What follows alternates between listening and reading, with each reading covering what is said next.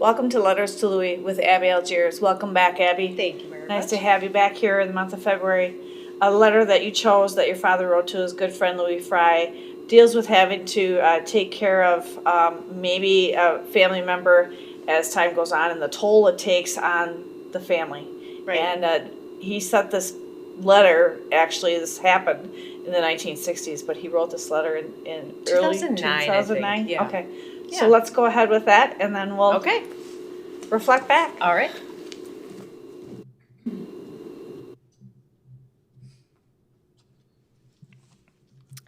Don't cry for me.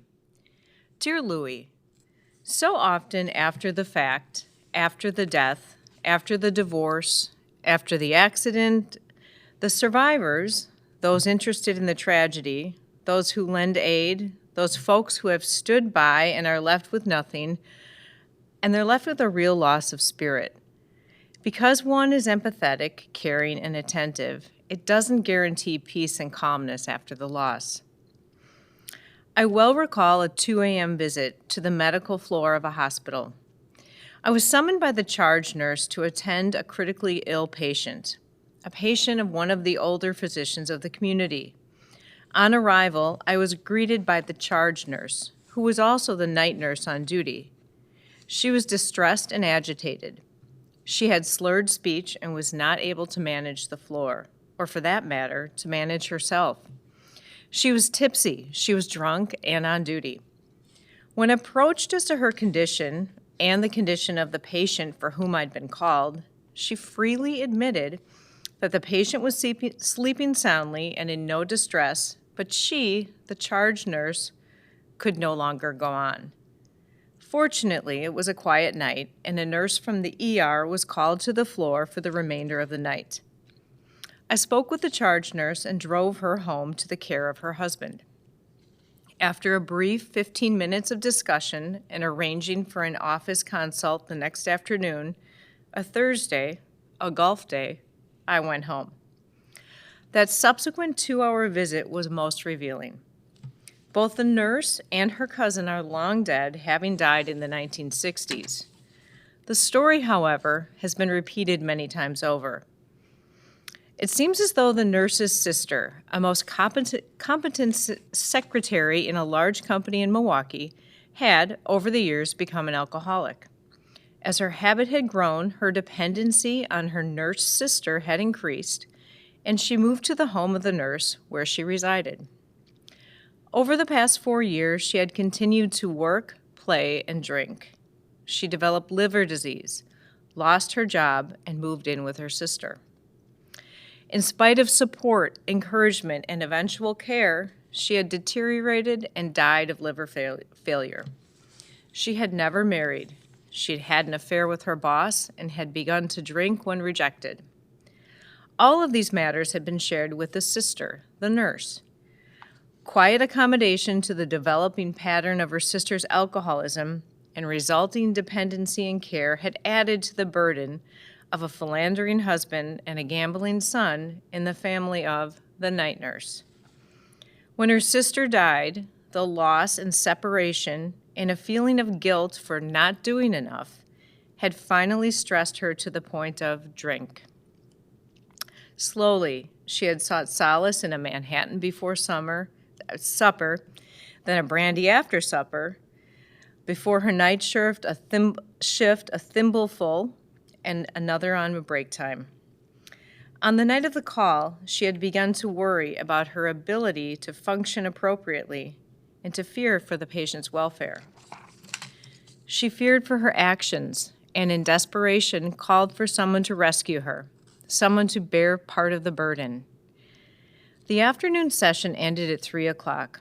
The sun came out, consultation with a psychiatrist was made, and a 4 o'clock tea time was met. This encounter again emphasized that the caregiver often becomes the victim. So often in the care of chronically ill, especially in the care of elderly parents where one child carries the major burden of interest and care, at the time of death, the caregiver carries the burden of the greatest guilt for not doing enough. The family members who observe, and often do not even care, bear no responsibility. They show no guilt for their inattention. They are oblivious to the developing depression noted in the family member who bore the brunt of care. So many who never cared for the ill, for the sick parent or sibling, will never step forward until the line forms for the last will and testament. Their selfish actions are hard to explain, but equally difficult to understand is the depression of the caregiver and, as in this case, the destructive consequences. Such is life, Louie. Keep the faith, my friend. Jim.